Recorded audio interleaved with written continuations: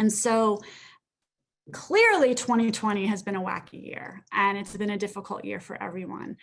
And it was also a difficult year for us to select one person for this award.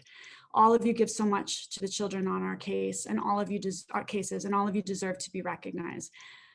But this year, honestly, we had 2 volunteers who were presented with incredibly difficult and challenging and just emotional cases that involved multiple children on each. And each of the children had multiple issues and multiple challenges presented as a result of the trauma that they had endured. And so for the first time in the history of CASA, we are presenting the May Cook Award to 2 volunteers in 2020. So first, and this is in no order of, we're just doing it this way, but it doesn't mean one was higher than the other. Tara, could you please tell us about our first recipient? Absolutely. Thank you so much, Darcy. Tonight, it's my great pleasure and privilege to announce one of the winners of this year's Light of Hope May Cook Award is Lucy Capaldi. Lucy's been a CASA volunteer for over 11 years and has brought professionalism, compassion, and dedication to the role. During her tenure, Lucy has advocated for over 24 children, including babies, toddlers, and the ever difficult teenager. She's one of those really special CASAs that is ready, willing, and very, very adept at handling sibling groups, so multiple children advocating for them at one time. Lucy retired after 39.5 years of service to the Defense Logistics Agency, where she honed her organizational and her project management skills that are such an asset to her work as a CASA. Volunteer work has always been a big part of Lucy's life. Prior to becoming a CASA, she tutored children, volunteered to run errands for the visually impaired. She taught CCD, and she was a volunteer ombudsman for the NOVA long-term care program. And I've had the pleasure of working with Lucy as her supervisor for about a year now, and she is an utter delight to work with on all fronts. She is the consummate professional, not only with our dealings, but with every professional on her cases as well as the families. She lends a very calming influence to CASA work, but please don't let that mild manner and warm smile fool you, because Lucy fiercely advocates for the children in her cases, and she leaves no stone unturned where she sees a need. Given Lucy's long tenure as a CASA, I reached out to 2 other of Lucy's supervisors to have them share some of their thoughts on their time working with Lucy. And Mary Mulvenin noted that Lucy's commitment to the CASA program and the children in her cases, citing Lucy doesn't take on or commit to more than she knows she can handle, which means that when she takes on a case, she is 100% dedicated to her CASA work from the minute the case opens until it closes. And Mary also shared that, and I agree with this wholeheartedly, that Lucy's always interested in learning about subjects related to CASA work and always asking relevant and insightful questions during our continuing education sessions. That's totally Lucy. And another supervisor, Diana Grosick, highlighted that Lucy is a great writer and her court reports were a dream to edit. And I concur completely. Lucy leaves no stone unturned when it comes to gathering information, and she develops strong relationships with everyone working her cases. Lucy is a wonderful representative for the CASA program. In addition to her cases, she's participated in numerous times as the CASA volunteer representative during both our live and now our virtual information sessions, talking about her experience as a CASA and what it's like to work a case. And Lucy's also served on our panel for pre-service training. Her sincerity and her devotion to CASA is always evident. I asked Lucy to reflect on some of the most memorable cases that she's been involved with as a CASA. She noted a case involving an infant whose mother had ingested cocaine before, during, and after her pregnancy. And Lucy would visit this child at the home and also had her daycare center.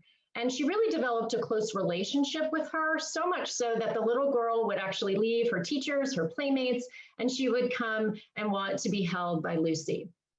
Now, this little girl had a 3-year-old brother that Lucy was not the advocate for, but she realized from observing him that his language skills were really not that of a typical 3-year-old. So Lucy advocated to have that child assessed by Infant Toddler Connection in order to receive services. That is so Lucy, going above and beyond. Another memorable case for Lucy was a teenager whose mother's paramour had handcuffed her to a railing and beat her with a cable cord. This child witnessed and experienced a lifetime of domestic violence. And as a result, she started to engage in really risky behavior, like drinking alcohol, using drugs, bullying other students, and hanging out with gangs. Lucy says it was really difficult to reach her. So she started bringing games to her home to see what her interests were. And she discovered that she was really a bright child with a great command of the English language. So she would heap praise on all of that for her. Those games really helped her to highlight, kind of as Sasha was saying, the real positives about this child. So 5 or 6 years after the case had actually ended, Lucy was in a restaurant and her waitress said to her, remembered her and said, "Don't you remember me? You used to come to my house and you used to play games with me." So that's just an indication, that Lucy really has had an amazing effect on the children that she served. And Lucy's most memorable case is the last case she just had. And I had the privilege of being her supervisor and watching all of it unfold. The case involved 3 teenage girls who'd been molested and raped by their father, stepfather, uncle, and their mother's boyfriend. And the eldest was pregnant by one of these horrific encounters. It was heartbreaking for Lucy, and it was heartbreaking for all of us at the CASA office.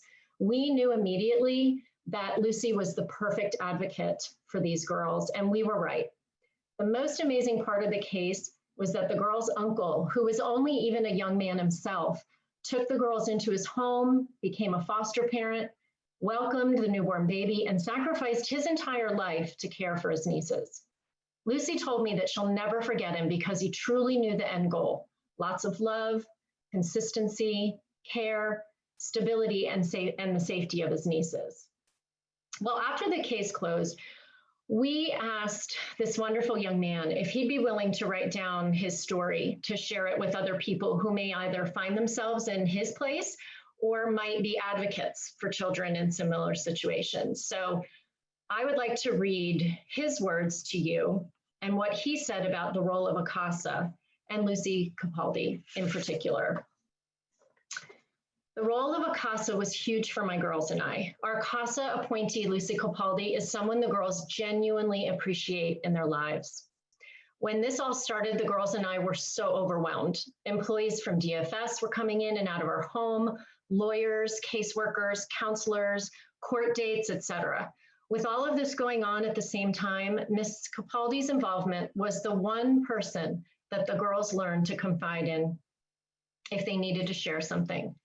The girls, for a good majority of the time, viewed everyone else as someone trying to take them away from their mother. However, they saw Ms. Capaldi as someone they could confide in when they thought no one else was listening. They viewed Ms. Capaldi as the one person on their team. I think the role that CASA plays is significant. It's a way to show the child that even though you might think everyone here is against you, I'm here to make sure your voice is heard and not silenced. To this day, Miss Lucy's involvement means a lot to them, and I genuinely thank her from the bottom of my heart. Thank you, Lucy, for making such a difference in the lives of the children that you've served through Fairfax CASA. It is such an honor for me to present the May Cook Heart of Gold Award to you tonight.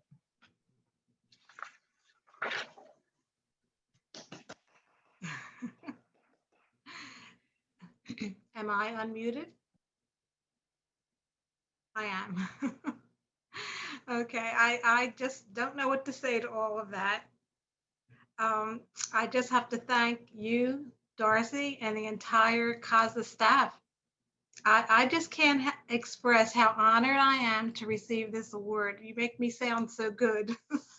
I have to admit that I don't feel quite that deserving because there are so many outstanding CASAs out there.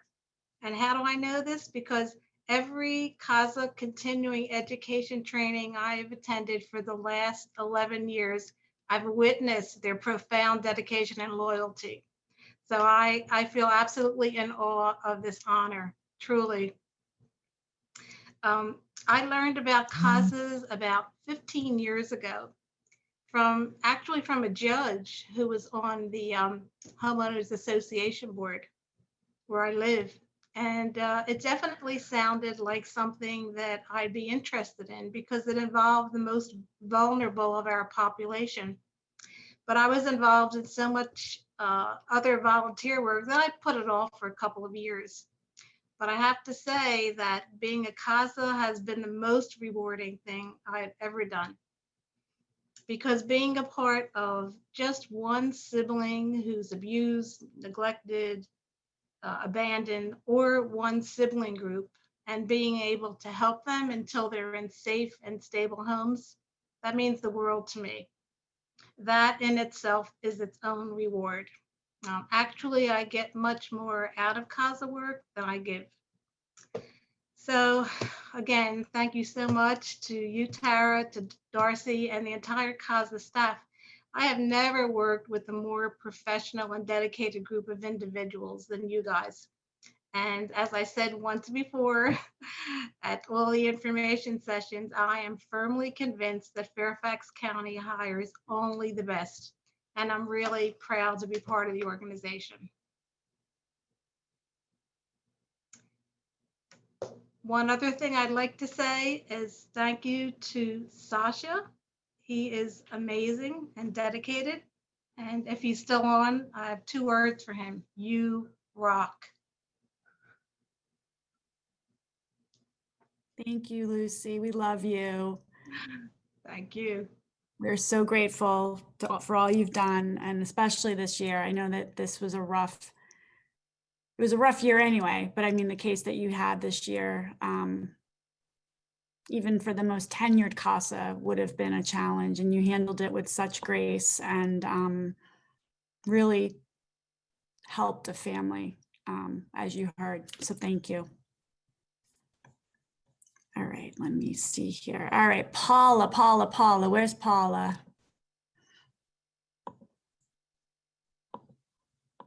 I'm right here. All right, we got Paula unmuted. Paula, could you please do the honor of introducing and discussing our second Absolutely. award recipient? Thank you. Good evening, everybody. This year's May Cook Heart of Gold Award second recipient is Eileen Foxwell. An unknown author wrote, "If you want to touch the future, touch a life." And Eileen has done just that as a CASA volunteer. She has touched the lives and futures of 27 children under the court's supervision. Eileen is a retired special education teacher.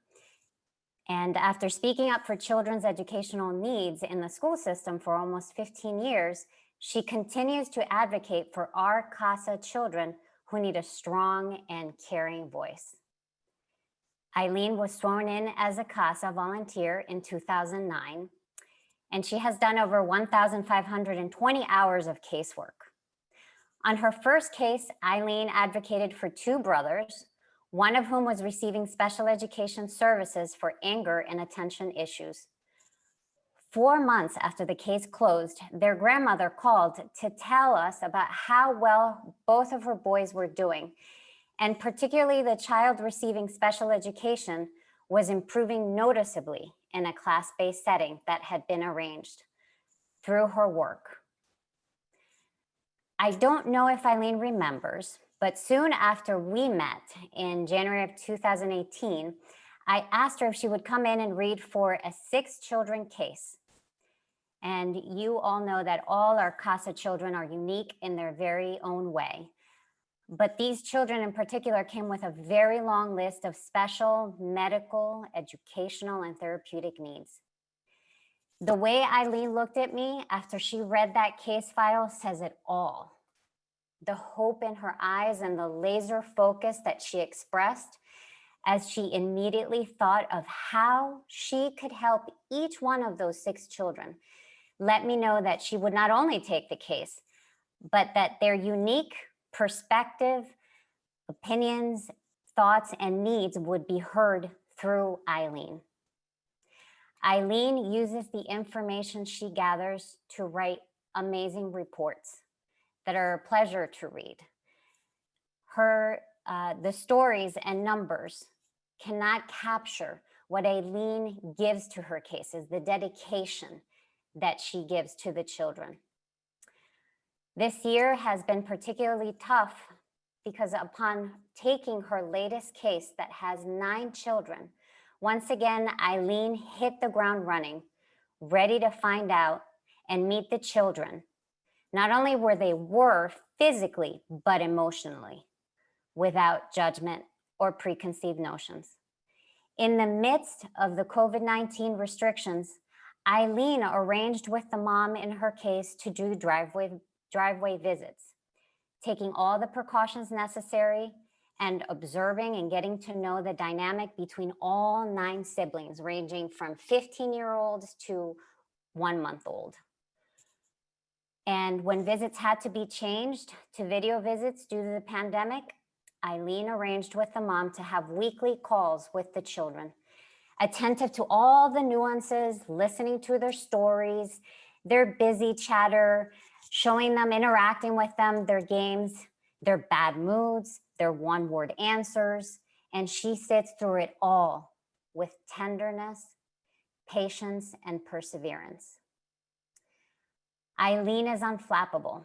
When the children in her case were split between 3 homes, nowhere near each other, we added another set of foster parents, more professionals, an additional 2 separate hearings, 2 separate reports within a week of each other. Eileen simply said to me, "This means 2 reports, right?" And once again, she hit the ground running, scheduling visits with the children who now more than ever need to see Miss Eileen's comforting, happy, and reassuring face, ready to listen to them. Eileen is steadfast in her advocacy for children, attending visits, hearings, school meetings, treatment team meetings, every type of meeting held on a child's behalf. Somehow, she manages to complete hours of CASA work in addition to living a full life, visiting with her grandchildren and teaching her grandchildren. Eileen does her CASA work with a balance of professionalism and kindness.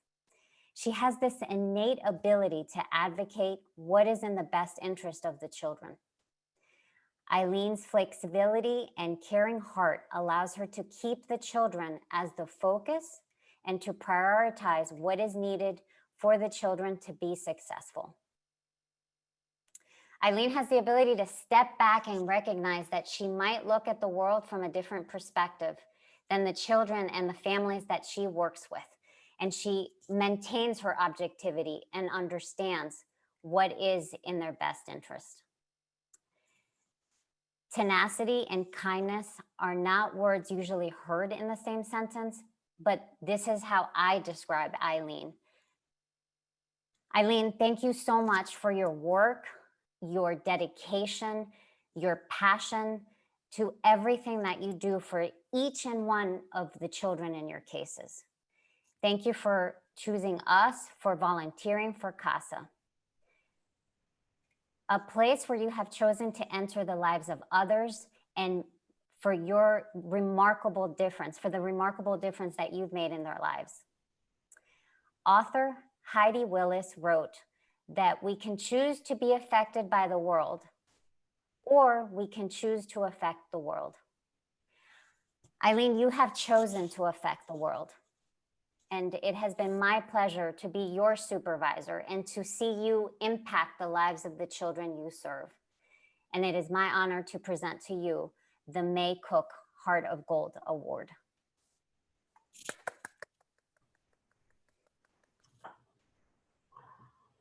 Well, thank you very much. Am I on? Yes. Oh, okay. I have to start by really thanking Darcy and you, Paula, who have listened to my frustration, my ranting in trying to support, especially this most recent group of children. But I have to borrow the words that Lucy used when she talked about this extraordinary group of CASA volunteers, supervisors. It's just amazing the work that's being done in supporting these children. I thought I had really reached a high point of dedication with the team I worked with in Fairfax County Schools, but this surpasses it. And I just have to say thank you to everybody. Thanks a lot. Thank you, Eileen. You are amazing. Thank you. And it's funny to me that Eileen says that she comes in and that we listen to her rant. I feel like she's the most unassuming, just wonder, like I've never thought of her as ranting or complaining. No, not at all. Not at all. She just takes it. Oh, And- heard it. Last year when that case came in with the 9, well, first it was the 6 children. Yes. We just finished the 6 children case. Just finished it. And the 9-child case came in and I said to Paula, I feel like Eileen is I feel like we should talk to Eileen. Paula's like, absolutely. And, asking someone to take on a 9-child case is a heavy lift. It's a big deal. And Eileen read it. I remember Eileen was in the conference room. She read it and I kind of popped my head in and I was like, how's it going? What are you thinking? And she looked at me and you said, how could I not do this?